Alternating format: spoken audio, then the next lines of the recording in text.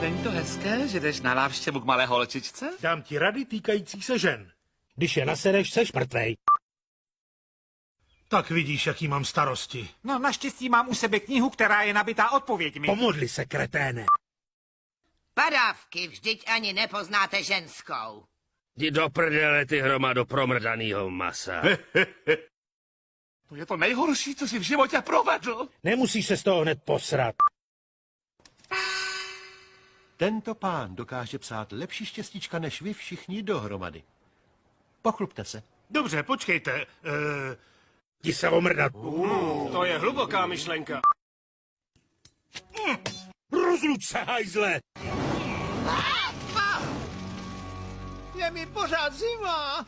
Přestaňte se laskavě prát a upalovat. Jdi do prdele.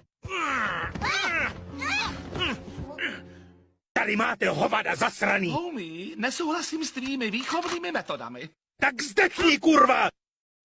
Pízo, nemohla bys vzít svého bratra zpět do týmu? Odpady a home run jednou skončí, ale rodina je věčná. Narvi si to do zadku.